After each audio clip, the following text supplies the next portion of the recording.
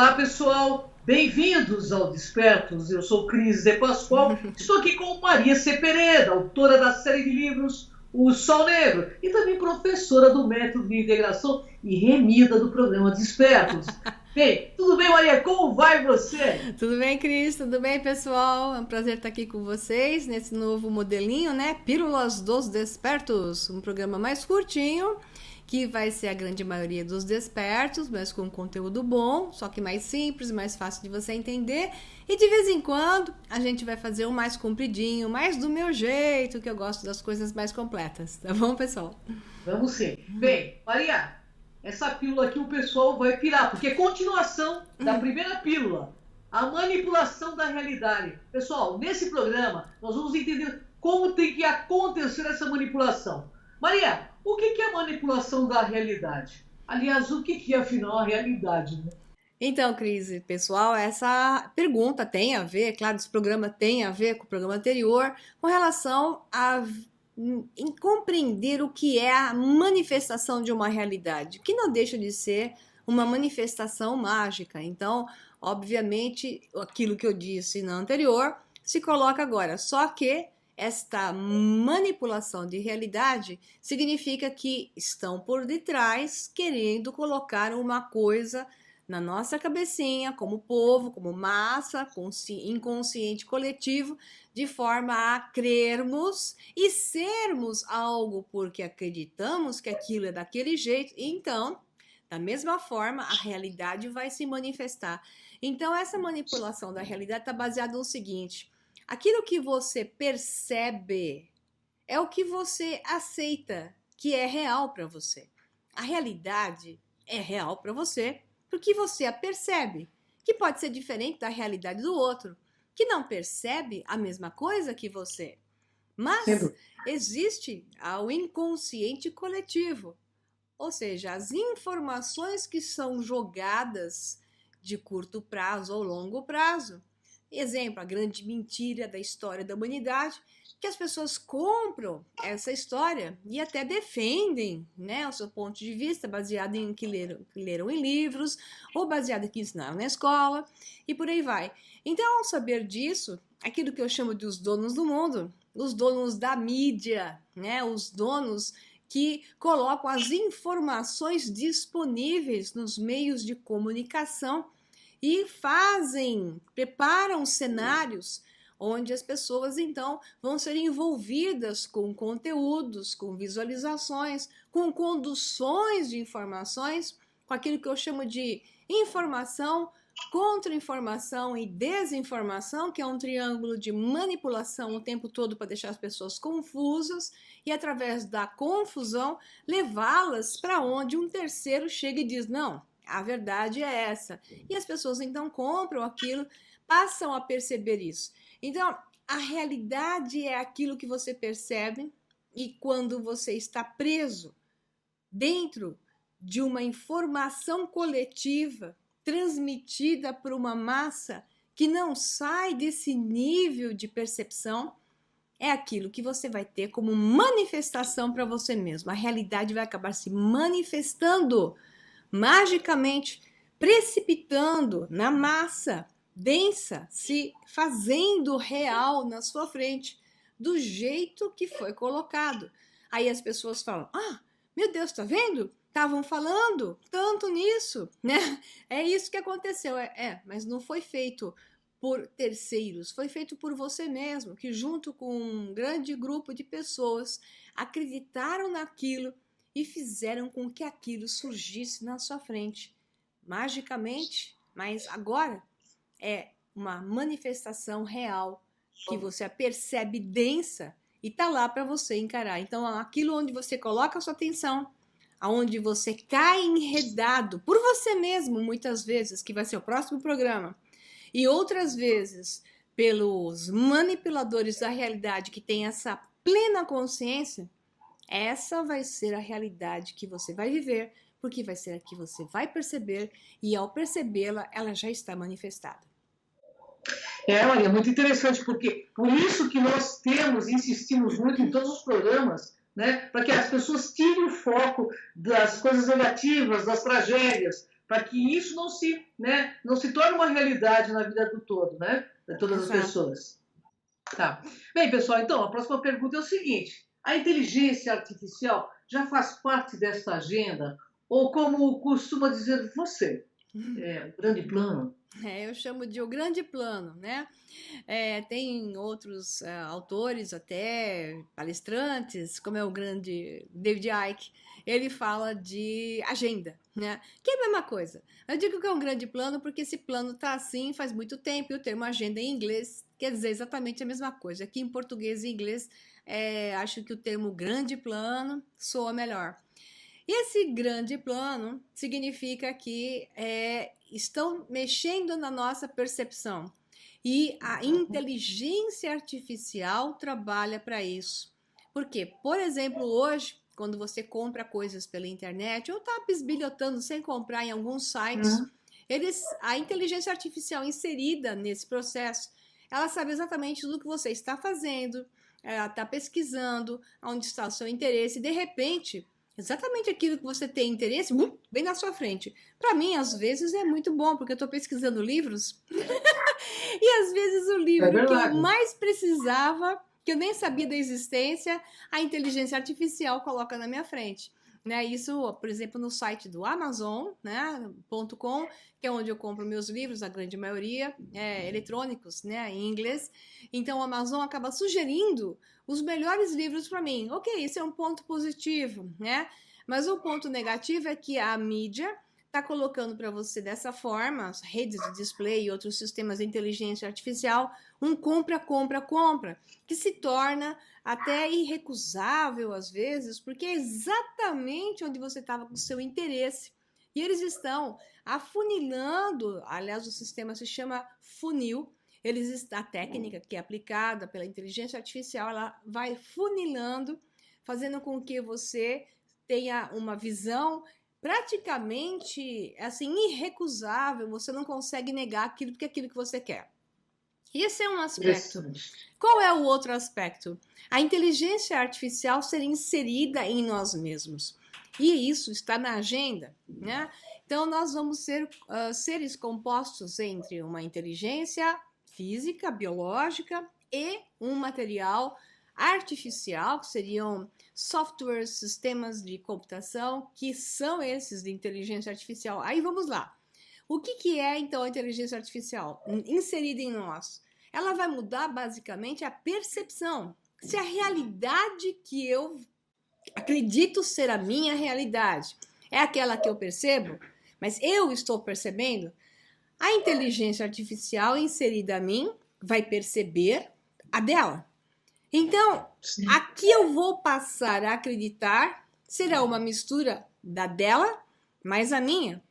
Até um ponto, quem sabe, que a dela vai imperar sobre a minha. Então, o que é a chance de uma inteligência artificial inserida no corpo humano? Torná-lo mais capaz de realizar outras tarefas que não seriam possíveis, um grande número de informações que seriam dadas, até retirar informações e trabalhar positivamente, digamos, para cura, diagnosticar coisas. Quer dizer, obviamente, se desejado, isso é extremamente positivo. Claro. Mas aonde entra a manipulação? A manipulação entra em utilizar esses dados e fazê-los retornar para você de outra forma, aonde você vai perceber de uma maneira distinta, e a percepção é o que se torna a sua realidade. Vai mudar o seu centro de credos, os seus valores, as suas atitudes. Portanto, o mundo vai ser transformado de maneira totalmente diferente. Olha, Maria, eu posso fazer um comentário que eu achei interessante você falar sobre isso? Porque eles já estão colocando aí, é como se fosse um chip muito pequenino, né? Nanotecnológico nos olhos das pessoas, Sim. Das crianças principalmente, para enxergarem bichinhos virtuais, para eles não se sentirem sozinhos em casa. Ou seja, dessa forma, nós perderemos totalmente o afeto natural que nós temos. Isso. Nós estaremos lidando somente com máquinas e esquecendo do quão é importante essa inter-relação que nós temos com os animais e com as outras pessoas, né? Com certeza, é isso mesmo. Esse é um dos pontos que vai acabar neutralizando a questão do sentimento e a troca e a necessidade de estarmos juntos. Então, isso vai ser um efeito colateral. Você acabou de pegar um dos pontos muito importantes. Maria, quando vemos livros como os desses dois autores extremamente famosos mundialmente, como Aldous Huxley, com o seu livro Admirável Mundo Novo, e George Orwell, com 1984, nós temos que desconfiar que existe algo de estranho. Como é que esses dois aí, né, puderam captar tão bem o que está acontecendo hoje com o mundo? Diz aí, Maria. Pois é, novamente a agenda, né? Como diz o David Icke, agenda, né? E o grande plano. Existe uma sociedade que não é secreta e sim discreta e é poderosa, chamada Fabian Society. Então, a Fabian Society, entre outras, essa é uma das, né, que acabam acolhendo pesquisadores da parte mais filosófica, artistas, cineastas, escritores, e os conduzem na apresentação do grande plano. Então, eles fazem cenários com essas pessoas, mostrando qual vai ser o futuro da humanidade e dando a eles, então, um tapinha nas costas e dizendo assim: se você escrever sobre isso, nós vamos patrocinar o seu livro. Ninguém vai ser famoso ou ficar uma empresa oligarca, como é o caso de um Facebook, um Google e por aí vai, se não fizer parte do grande plano. Então, eles têm que jogar o jogo da maneira que interessa ao grande plano. Esse pessoal permite e até, digamos, patrocina essas pessoas que fazem o serviço, tá? Então, esses autores com esses livros acabaram mostrando, até no caso, o Aldous Huxley parece que foi, de certa forma, não completamente, uma certa de professor para o George Orwell, né? Mas o importante é ver que ambos acabaram escrevendo coisas que tendiam para o mesmo padrão, que era mostrar uma sociedade desconectada, vivendo digamos, de ópio, que não era isso, mas tinha uma droga que eles tomavam e que isso fazia com que eles... droga legal, né? Legalizada pelo governo, que deixava com que as pessoas ficassem legais, se sentindo ótimas e felizes, né? As famílias foram totalmente desagregadas, as crianças eram produzidas com misturas genéticas desejadas, né, pelo próprio governo, pelos grupos, e então as crianças não tinham família, não tinham escolha a poder decidir para que lado ir, era uma situação de facções, né, colocadas em facções, em grupos, onde você faz isso, você é assim, você faz assado, você é assado, ou seja, todo o processo de desenvolvimento humano está baseado num grau de liberdade sob limites e regras. Ok, tem que ter um jogo, né? Mas você tem que ter um grau de liberdade para saber quem você é. Se você tem isso completamente retirado da sua frente, o desafio de descobrir coisas, o desafio de ter que obter coisas, trabalhar, vencer, né, obstáculos para obter as coisas, o homem acaba ficando completamente, digamos, submetido a um padrão de apatia. Então, tirando a droga que deixa as pessoas melhores a nível moral, elas são apáticas, porque elas estão entregues, se submetem de uma maneira de obediência, né? Obediência ao pai, né? Ao Big Brother, digamos assim, onde ele manda e você obedece, né? Parece uma questão bíblica isso, né? Temente ao pai, obediente ao pai. Então esse é todo o desejo do grande plano, que já está na própria Bíblia, né? Como manipulação em si, que é uma sociedade que obedeça. Como se faz isso? Desagregando tudo. Desagregando a informação, o conhecimento, desagregando as escolas, deixando com que somente aquilo que se quer que se faça e se saiba é dado, né? Não se deixa pensar, raciocinar, se deixa apenas decorar e repetir, que é o que você tem na grande maioria das escolas hoje, né? As públicas é totalmente isso. nível de informação por baixo, confundindo completamente a criança, desde que ela nasce, que é o que estão fazendo agora com essa ideologia de gênero, né? 24 gêneros para uma criança decidir quem ela é, né? E com 12 anos dá a ela a condição de que ela pode tomar um hormônio para mudar de gênero. Isso é um absurdo. Estão desestruturando a sociedade, desestruturando a cabecinha das crianças, estão destruindo a cabeça das crianças, desagregando o conceito de família. Não é porque isso é uma coisa que no futuro da evolução da humanidade, num processo de ascensão energética, macho e fêmea, mãe e pai, acabam naturalmente perdendo esse padrão. Mas hoje, na estrutura em que estamos, isso não é natural. Então, o processo não natural é o que destrói. Tudo que ocorre naturalmente não é destrutivo. O que é corrosivo é destrutivo. Então, o que está sendo feito com a sociedade é deixá-la cada vez mais à la Nero, da Roma Antiga, pão e circo. Né? Então, dá-se a ela pão e circo, cesta básica, condições mínimas de vivência, não pense, só viva como um animal, né? Essa porta de sexo, dando sexo para as crianças, já na cabeça delas, com músicas e com vídeos e com filmes. A erotização das crianças é um processo de desagregação mental. Tudo isso é feito para que haja uma desconexão e uma animalização do ser. Isso impede, então, a subida de um estado de consciência, porque o ser consciente é um ser que questiona. E se questiona hoje na escola, eles ligam para você, escuta, o seu filho não para de ficar questionando as coisas na aula, né? Dá uma Ritalina para ele, por favor, para que ele não me enche o saco. Então o professor quer um monte de gente parada lá com uma cara apática, onde ele entra, fala, sai, e ele acha que fez o serviço. As crianças que estão perguntando por que eu tenho que aprender isso, estão questionando, né? Elas estão sendo tratadas com Ritalina. Então, nós estamos tendo um mundo desagregador.